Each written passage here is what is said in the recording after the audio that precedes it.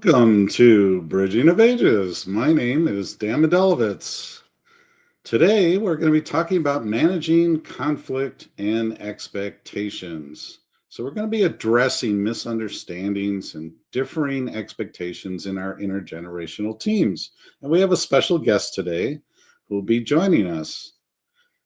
What's really important to understand is getting those clarifications, understanding how we communicate, and how we're going to interact with our inner team members. So, are you clarifying what your expectations are? Are you identifying those communication preferences? As we've talked about on previous shows, people communicate at different ways, and their background, experience, age really matters in the words and the communication styles they use. It can go from email, it can be a Slack channel, it can be text, it can be just simply talking to each other. And those all matter because you need to understand what the preferences are of the people who you're talking to. And for anybody who is spoken to either a group or to individuals, what you say is not always understood by the other person. They don't always hear what you are saying. And it's incumbent upon you to understand that and find ways to help that communication. And misunderstandings, especially, are always going to come up, especially with communicating with teams and over different age groups and experiences. And you have to have things in place to resolve those misunderstandings between the groups. But one thing that gets left out a lot, and I've seen this in the companies that I've worked in, is that we often prepare our workers for what's the expectations in the workplace, but we don't at the same time prepare the leaders for that environment. They aren't learning how to communicate with people of different ages and experiences. And when you're building intergenerational teams, and as we've talked about on previous shows and we will in the future, we have the studies all show that intergenerational teams are the most productive and have the best innovation because you have those different experience levels that can bring a different view to the way things are working. So it's really important to manage any conflict and any expectations. They're going to come of those. I was working at doing a consulting gig at a very large corporation. It was multinational, and not only did we have different ages expectations, but we had different cultures. Now, the nature of this was we eventually made the changes in over 120 countries. So you can imagine the communication difficulties in that. And I had a younger worker who was in the Asian theater, and we had a different style of communication. And when we initially started talking, there were a lot of misunderstandings. Part of it was cultural, but a lot of it was intergenerational because I had certain style and expectations, and he had a certain style and expectations, and they didn't always come together. But what we found is the best way to communicate. So he didn't like talking through the problem just necessarily, but he needed a lot of data, and that's the way he worked. So I would send him various pieces of it, what my expectations, explanations, give him a chance because he needed to chew over it. He didn't have, for him, it didn't work as well that he could take that in on a very quick basis. But that was fine because he did phenomenal work for me. But we just had to find that balance of where the communication was. And his experiences and my experiences were very different. And when you're especially talking over that many time zones, it's important to get it right.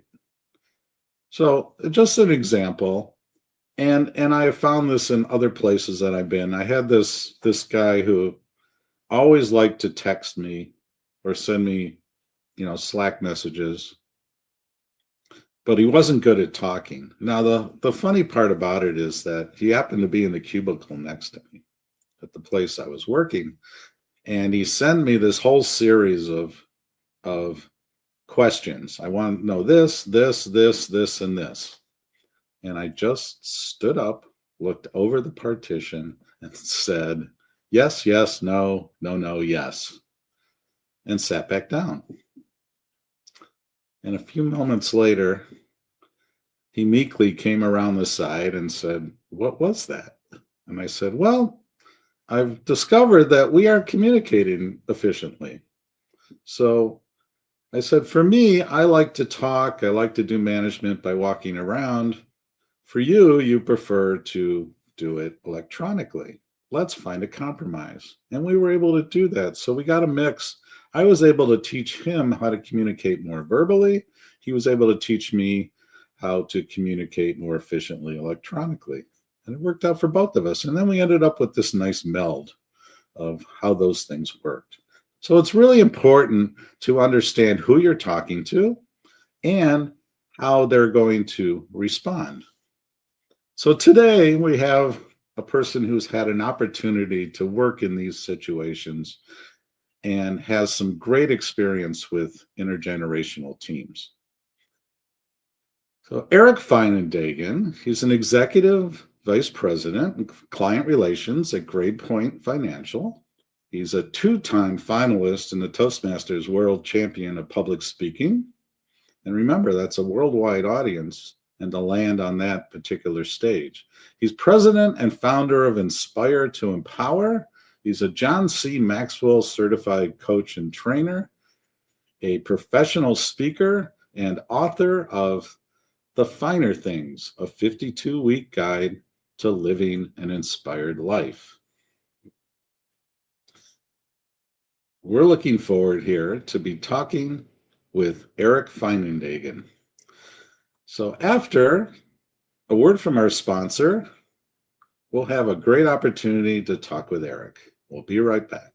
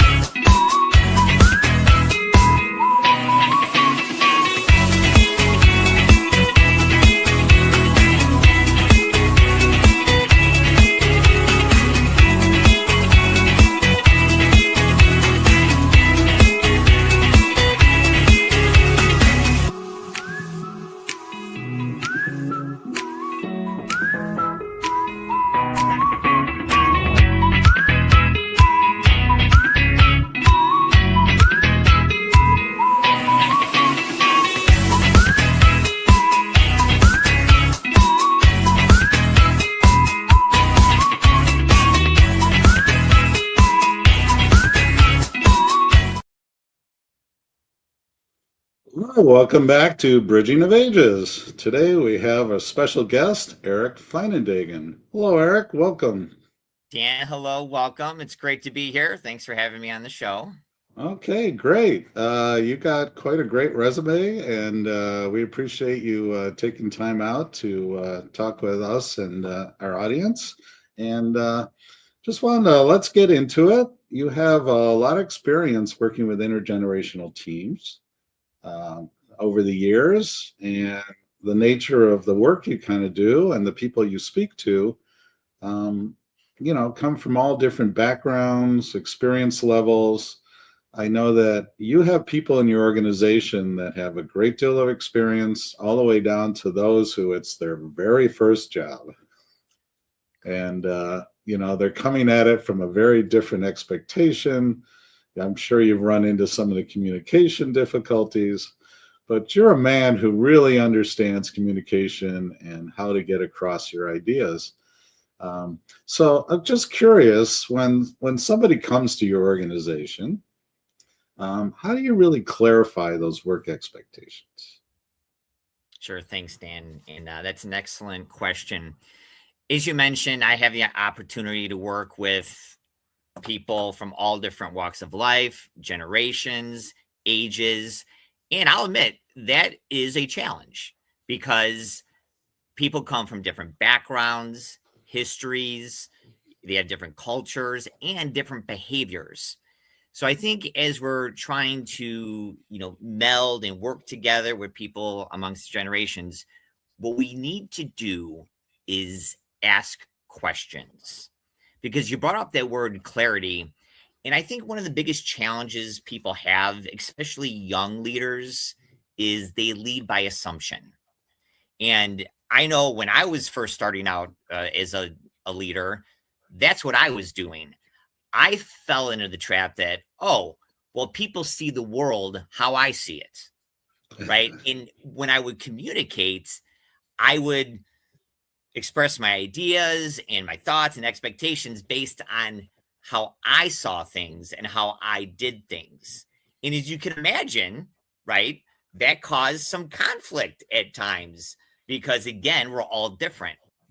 So, what I learned through experience and, just through communicating over time is when we ask questions for clarity and have an understanding that people see the world different than we see the world, and we go at it from their perspective, not ours, that really helps in communication. And, I have to continue to remind myself of that as we bring on new leaders and Dan, as we bring on leaders from other organizations, because culture is different everywhere we go. And we have to respect that. We have to respect the history. And I think when we approach communication from that angle, it really helps diffuse any conflict and offer clarity. That's great. Yeah, that's all very important. That communication piece is so vital. And it sounds like you've also found that in yourself, and I have found that also as I've grown into, the work that I do, that my expectations aren't necessarily the same as the other person. But also, there's a power dynamic that you always have to be careful. I mean, you are an executive vice president. Somebody comes in right out of school, he either is brash or is scared of you. And in order to get the best work out of them, fear is not the way to go. And I know your style that you're not like that. And I'm just kind of curious. You talked about how they communicate differently and have a different cultural bent as they come into your organization. And we'll get into also, I know you do this when you're doing part of your speaking career, that how do you adjust? How do you identify those communication preferences? Like I was saying in the story, I have come across, some people are just like, it's on Slack or forget it. I'm not looking at it. But then they set up so many channels that nobody has a comprehensive piece that they're looking at, or it's only text. Or I've had some workers that go, I only look at my email, or dreaded with I found in some of my younger workers is picking up the phone. And you're a very, client oriented business. Yes. So I'm just curious how you work with their communication preferences, but at the same time, try to have them understand that they have to adjust to other people's ways of communicating. Yeah. I would offer two things in terms of that, Dan. The first would be to stay curious. As someone who has the opportunity to work with people that are older than me, younger than me, same age as me, what I like to do, and let's use an example of people, in the senior generation or seniors, I'll ask them flat out, say, great, when we're communicating, what would be your preference? Would it be email, me picking up the phone and calling you? Do you prefer a text, direct message, whatever it may be? And as a leader, Dan, and I would offer this to anyone who's in a leadership role, anyone who tries to communicate, is we have to adapt. right? We have to be able to switch some of the things that we may be comfortable with in order to be able to communicate effectively with those, again, that are maybe older or younger than us. The other thing I would offer would be we have to focus on the why. Let's say I'm bringing in a new leader into my organization. Mhm. They may be focused on the what. Okay, Eric, what do I need to do in this job or in this position? What is it that your expectation is of me? So a lot of people have the what questions, and that's fantastic. But let's go back to COVID really quick, because if anything, if COVID and the pandemic taught us anything, it's this: that people value the why even more than the what. Take a look at remote work. All right, well, here's what we're going to do, right? We're going to work, through the pandemic, 50% at home, 50% in the office. Okay, that's great. But Eric, why are we doing that? And I think when we focus on the why first, and then we switch into the what, that can really help in the communication process. Well, here's why we need to do this, because we have to be able to interact as a company, interact with our clients and customers, be productive, but also because we want to make sure people are safe and secure, in what they're doing. So the couple things, which is we have to be able to adapt, and we have to focus on the why, can really help manage the expectations as we continue to move forward in our communication. That's great. And COVID really taught us all a lot. And we had to learn different ways to communicate. And even just something like we're doing now, where we are so used to now talking over electronic um, medium. And one of the things that I found is really interesting is that I wasn't expecting in the beginning was that you can get real feeling, emotion, and all these different uh, emotions and feelings and what you really want to get across on an electronic medium. I didn't expect that. I thought it would be very cut and dry. And I'm finding, and especially the interactions, and people are getting used to it. And I'm sure you found this in your own work. What else are they doing on the screen while they're talking to you? So a lot of people are used to multitasking. And I know with my teams, I had to teach them. I was working on this large international project a little bit ago, and I knew they were looking at other things. They were reading their channels and those kind of things. It really was important. But I said, you have to be in my meeting while we're in our meeting. And not always an easy thing to do, but it became very important. Um, and that's part of learning those different styles, because I found the expectations. I was the oldest person on the team. So the expectation was I wouldn't understand the tech. The funny thing is I ended up teaching it to other people. Yeah. I was teaching it to somebody half my age. So, that goes with the assumptions. But I could not assume just because somebody was new to the place that they didn't have ideas that counted. So I'm curious how you kind of draw that out, because you've probably seen people, you've been in a meeting, and there's some people who talk freely and it's easy for them, and others are quiet. How do you get them to communicate and to draw out? And I have found it tends to be some of the younger workers who are holding back. And I said, we always have to be aware there is a power division there that people always feel in the workplace. Yeah. So I just was curious how you bring that out, because that kind of goes into, when we're going to get into, dealing with those misunderstandings and Yeah. miscommunications. Yeah. Well, Dan, I want to talk to your first point about communicating, virtually, and then we'll get to how we get to Okay, great. That would be encourage great. people to communicate more freely. I think it's important as, again, we're continuing to work amongst generations. It's more important to realize what's not being said versus what is being said, and especially Great, in a great virtual point. environment. When I teach communication, I say, hey, it's all a transfer of energy. As leaders, as people they're working among different environments, we have to be able to realize, okay, what is it that's not being said? And you mentioned, people they're distracted on Zoom or whatnot. All right, we have to read that body language. We have to read those nonverbal cues.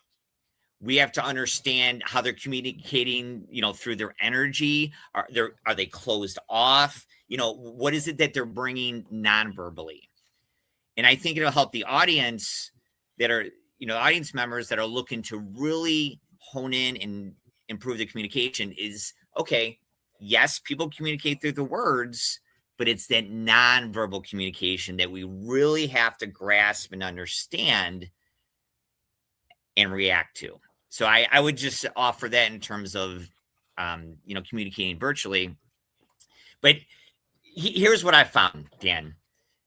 To your point, not everybody wants to offer information.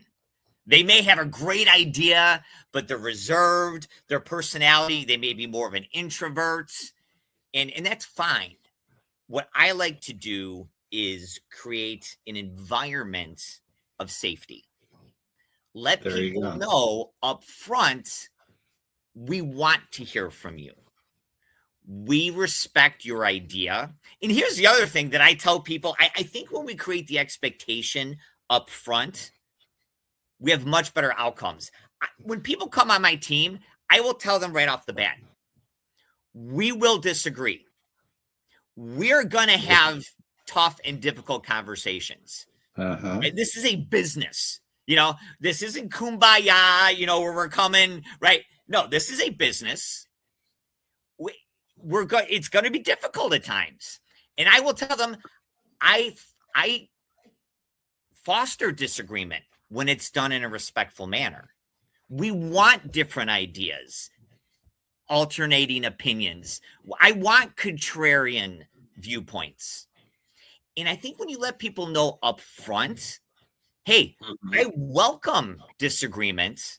I welcome this, as long as we're, again, respecting the individual, honoring the process, letting people know you're not going to be judged. You won't, you're not going to be penalized for offering a different opinion of me. I'll never forget it, Dan.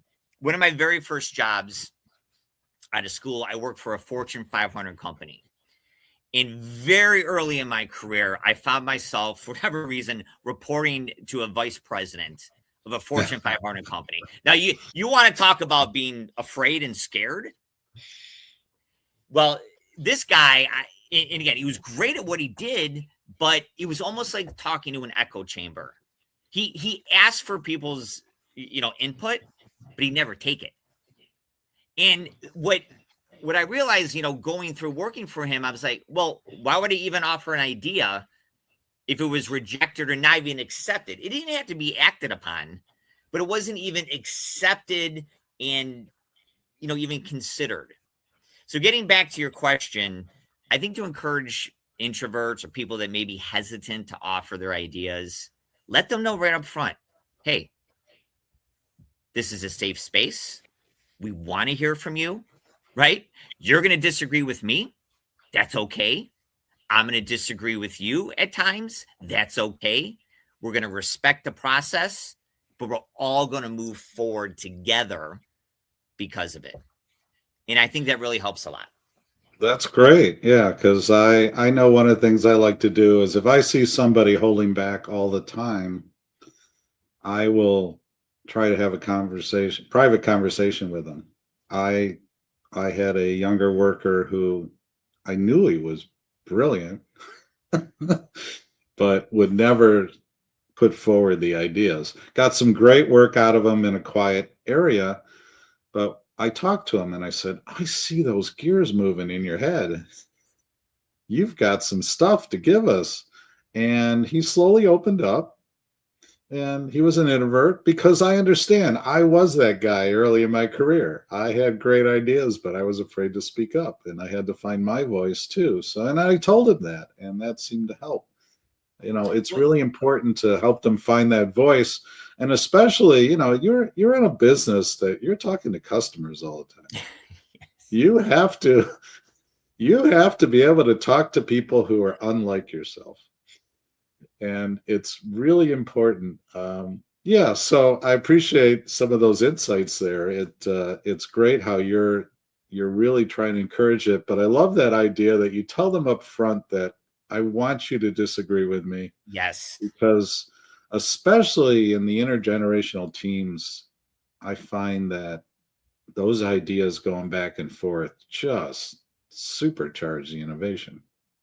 And Dan, I just want to talk to what you were just mentioning in terms of you trying to get information out of a brilliant young worker, and that Hmm. goes back to where we have to respect people's history. Hmm. That worker may have come from a culture or an environment where they were taught, "Hey, be seen but not heard." Right? I grew up Catholic, right? So it was all right. You know what? Show up, do what you're told, that kind of thing. Those my Catholic friends know that, but it's right. Be seen, not heard. Right? Do as you're told, and there's going to be no problems. I say that facetiously, but people are coming from environments where maybe ideas weren't accepted. It was an environment where, hey, show up, do as you're told, right? And that's the way we do things around here. So I think we have to respect that not everybody comes from an environment where ideas are accepted. So yeah, respecting people's history and where they come from and honoring that and working through that, I think can be helpful for all of us. Yeah, and I'd like to relate this a little bit to your speaking career, Mhm. um, and how you get across to people who have different experiences and may not be hearing what you're saying, and how you tend to sense that and help them understand. Yeah. Well, we were talking offline, Dan, that what we say is not necessarily what people hear. Hmm. There's a lost in translation kind of concept that's happening here. But yeah, I've had the opportunity to speak all across the world, many different audiences across generations, and when I walk into a situation where I'm going to be communicating with people that they don't look like me, they don't sound like me, they don't believe in what I believe, what I have to do is do my research. I have to know my audience. I'll never forget it. It was about 10 years ago. I was speaking in Dublin, Ireland to a Toastmasters group. And Okay. Dan, yeah, I had a story that I was sharing and I talked about Oreo cookies. And it came to the part, in the presentation where I said, so I was eating this Oreo, and then all of a sudden I saw this blank look at all these people in the audience. And immediately I thought, okay, wait a second. Oreos are popular in the States. They're not Uh-huh. popular in Dublin. And I had to adjust on the fly. And that was my mistake Hmm. because I walked into a situation again, viewing the landscape based on how I view the world, not from my audience's perspective. So, what I learned from that is, hey, Eric, in every situation, and I don't care if it's a one on one situation, whether you're on stage speaking to thousands, I think the more you know the hopes, the wants, the dreams of the audience or the person that you're talking to, the listener, the better we're all going to be. So I think just doing some background check, doing some research, and really getting to know the people you're communicating with um, is critical. Because here's another challenge I see in today's landscape because communication's happening so fast, so quick, things are changing so rapidly that, and I fall into this trap as well, that we forget to know the person, right? We're so focused on the process that us as individuals get kind of lost in the muck. I think if we know the person first, then the process will reveal itself over time. And I think that can be helpful for all of us. Thank you, Eric. Okay, we're going to have a note from our sponsor, and when we come back, we'll be continuing our conversation with Eric Feinendegen. We'll be right back.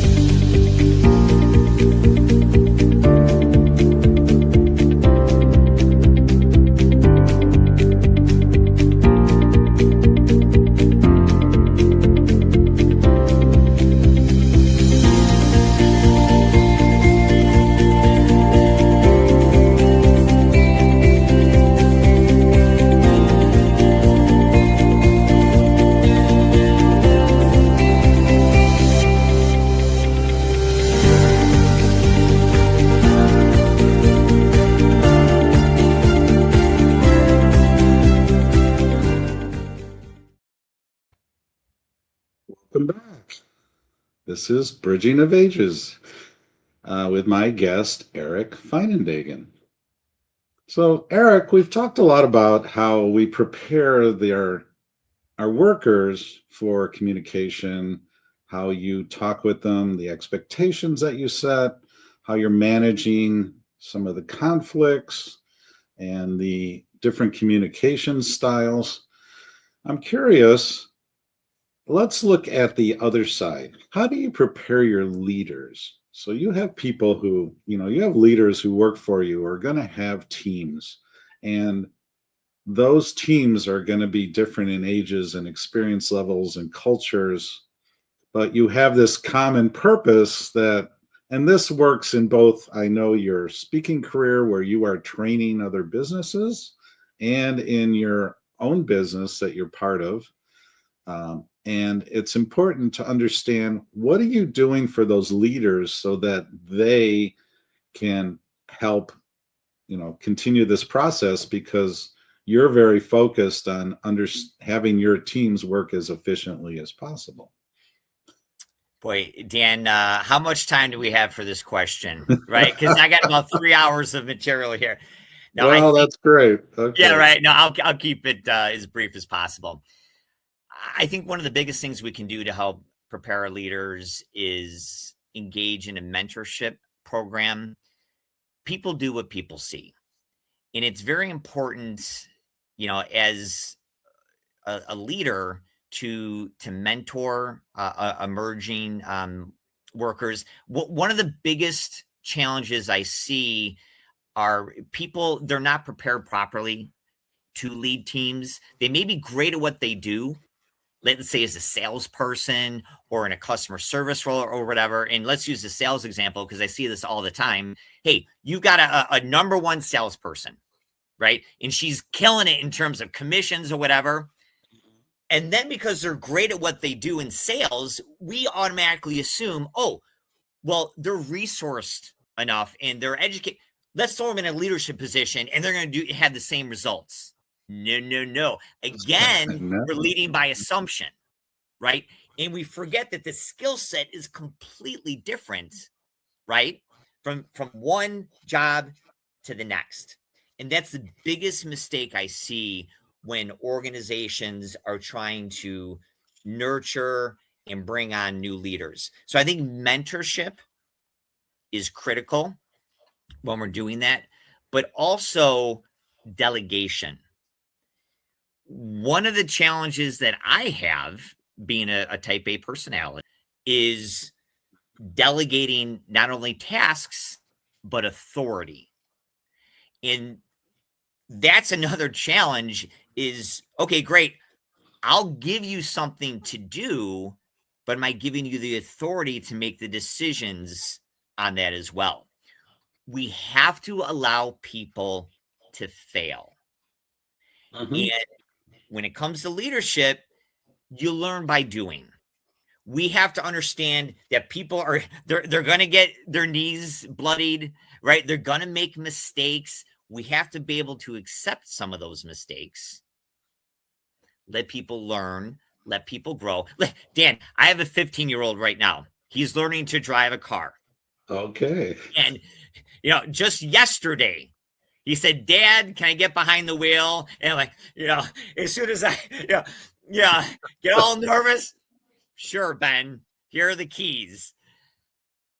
And as challenging as it was for me to sit in that passenger seat, right, and deal with the fact that, okay, this is going to be difficult. I have to allow him to experience the road, to make decisions on his own when a car may pull out in front of him or brake early. Yes, I can help him navigate along the way, but he's got to experience that himself. And we're bringing on new leaders. Let's delegate tasks, delegate that authority, mentor them through that. And Dan, I promise I'll end with this. I want to offer one more thing. And this goes back to communication. It's feedback. Leaders, I think, are not getting the appropriate feedback that they deserve. Nor are we, as current leaders, getting feedback. Listen, I have to remind myself, Eric, you don't have all the answers. Eric, you may be doing things that could be irritating to people, or you may be communicating in a way where it's just not coming across. I have to continually ask my team, am I offering information in a way that you're understanding it? Are you able to accept my ideas, that makes sense to you? And I think when we offer feedback and ask for feedback, it goes back to the very first thing that you mentioned at the beginning, Dan. It leads to that clarity. And when we have clarity, that improves communication across generations. All right, Dan, there's my 3-hour answer in about 5 minutes. That's great, and we'll talk further in the Yes, future. yes. And I know you and I have talked about Oh, yeah. delegation and it's really important. You're right. It's a feedback loop. You can't just throw it over the wall. And that giving it up of saying, I know if I do it, it'll take an hour, and if they do it, it'll take 3. But you have to let them do it, because then Yes, eventually they'll get to that hour. But yes. you're giving them the opportunity to learn, and that mentorship piece is so important. And I'm sure you have found this also. Whenever I've been in a mentorship situation, if we didn't both learn, I didn't think it was successful. And there's a term that's bandied about now called reverse mentorship, where the younger person mentors the older one, or the junior person, mentors the senior person. I know in my own career that I was fortunate when I moved into program management and those kind of things, project management. I had a great mentor, and it made the difference for me able to learn how to do it properly and make the mistakes and have somebody who had my back. And, especially in large corporations, if you don't have a mentor, you don't raise to the higher ranks. It just doesn't happen. You really need somebody to take you under their wing. But I think it's also important that mentors have to understand, like you said, they don't have all the answers. And you have to be open to that and have that communication loop.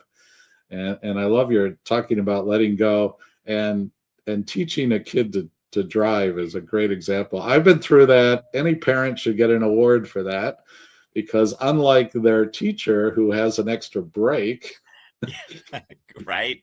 you're at the mercy of that teenager with all the hormones swashing around, trying to figure it out while you're trying not to yell at them. So that's all great stuff. So we've just gone across some great ideas, really understanding how you're able to work with people of different backgrounds, different ages, and meld your teams. And I really like the fact that you're really looking at your leaders and understanding that they need that boost and training and mentorship, not just the people who work for them. It was a great point. So I want to thank you, Eric, and I'm sure we'll have more conversations in the future. You've got a vast array of knowledge. Um, and I want anybody who is interested, take a look at Eric's website and look at bringing him on to help train your teams. And after this word from our sponsor, we'll be back to wrap up today's show. Thank you much, Eric. Thanks, Dan.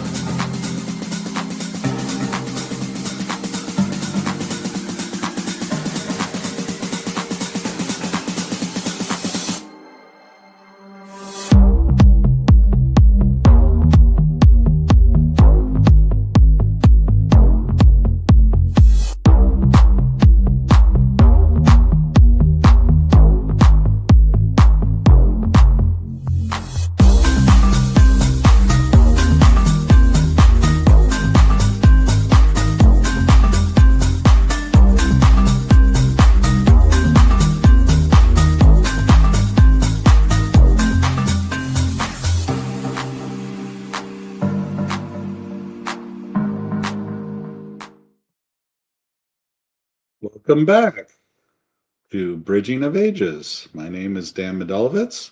Just had a great interview with my guest, Eric Feinendegen. Just wanted to give you a chance to look at some of the action items that you can take that we've learned from our discussion with Eric. What's really important is now that you have this knowledge is how can you act on it and to improve the intergenerational teams that work in your organization or business. Let's look at action item number 1. Create work expectations. As Eric was talking about, you have to set those expectations up front and communicate them properly and make sure that the person that you're working with understands. And that's important from the worker side and it's important from the leader side. They both have to understand the expectations of the business, of the organization, and as Eric said, the why of why you are doing this, not just the what. So action item 2 is determining the communication preferences and finding ways to resolve misunderstandings. As we talked about, people communicate differently. They don't always hear what you have to say in the same way that you thought you said it. And that's just learning for each person. And there may be different ways of communicating electronically, in person, across video. All those kind of things are important, but we also have to have a central place where we all agree that we will be looking at the same stuff. So determine the other person's communications preferences, but they also have to understand yours.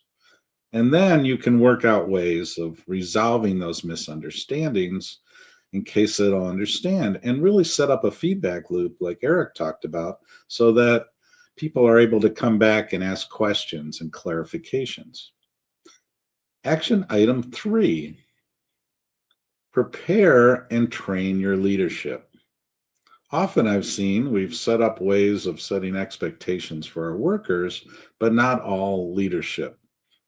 And as Eric was saying, you can have somebody who is brilliant at what they do, like the salesperson you talked about. But when they were moved into a management position, it's a totally different set of skills. And they understood the salespeople that worked for them, but didn't necessarily understand what was involved in being their leader. And that can be mentored, that can be taught. And it's important as you move people up to not just throw them out there and make sure that you can help them be more efficient. So we have our 3 action items that you can try yourself. Create work expectations, determine communication preferences and resolve misunderstandings, and prepare and train your leadership. So the tip of the day is set, then manage expectations. Because if you do that in the beginning, the other items that you are working on with the action items and what you learned from our discussion today will really start to work for you. And you will have powerful intergenerational teams that will create more innovation and be more productive than you can imagine.